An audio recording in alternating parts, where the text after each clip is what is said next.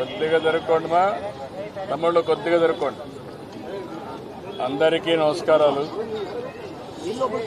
ఈరోజు కోట శ్రీనివాసరావు గారు చనిపోవడం చాలా బాధాకరం.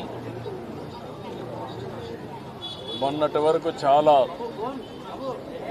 ఉత్సాహంగా చలనచిత్ర పరిశ్రమకు ఎనలేని సేవలు అందించిన వ్యక్తి. 40 సంవత్సరాలు నటనంటే ఏ విధంగా ఉండాలనో నటించి చూపించిన వ్యక్తి కోట శ్రీనివాసరావు గారు. వారితో నాకు దగ్గర సన్నిహిత సంబంధాలు ఉన్నాయి. సమైక్య ఆంధ్రప్రదేశ్లో ముఖ్యమంత్రిగా ఉన్నప్పుడు కానీ, తర్వాత ముఖ్యమంత్రిగా ఉన్నప్పుడు కానీ, అదే సమయంలో ఆయన ఎమ్మెల్యేగా 1999లో నేను ముఖ్యమంత్రిగా ఉన్నప్పుడు బీజేపీ అలయన్స్తో ఆయన ఎమ్మెల్యే చేశాం.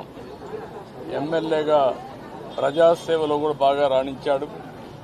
సినిమా రంగంలోనే కాకుండా ప్రజాసేవలో కూడా బాగా కృషి చేసిన వ్యక్తి కోట శ్రీనివాసరావు గారు.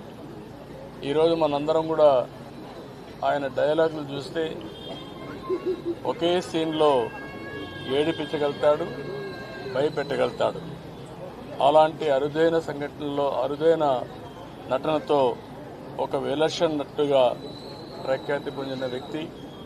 ఒక తెలుగే కాదు, తమిళ్, కన్నడ, హిందీ అనేక సినిమాల్లో 750 సినిమాల్లో నటించినటువంటి వ్యక్తి కోట శ్రీనివాసరావు గారు. ఆయనకు పద్మశ్రీ అవార్డు రావడం, ఇవన్నీ కూడా 7 నంది అవార్డు కూడా వచ్చాయి. ఈ విధంగా అనేక అవార్డులు కూడా వచ్చాయంటే ఆయన చేసిన కృషి, ఆయన యొక్క ప్రతిభే కారణం. అలాంటి ఒక మంచి నటుడిని తెలుగు రాష్ట్రాలు కోల్పోవడం చాలా బాధాకరం. చలనచిత్ర పరిశ్రమ కోల్పోవడం చాలా బాధాకరం. అలాంటి వ్యక్తి పట్ల నా మరణం పట్ల నా ప్రగాఢ సానుభూతి తెలియజేసుకుంటూ, వారి కుటుంబ సభ్యులకు నా ప్రగాఢ సానుభూతి తెలియజేస్తూ, వారి ఆత్మకు శాంతి కలగాలని భగవంతుని మనస్ఫూర్తిగా ప్రార్థిస్తున్నాను.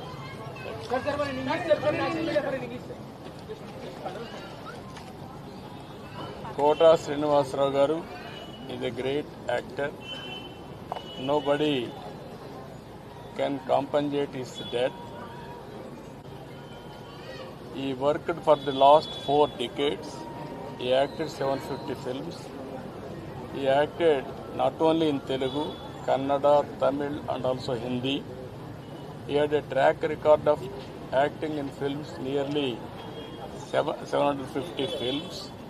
He got 7 Nandi Awards, and also he worked as MLA also for 5 years.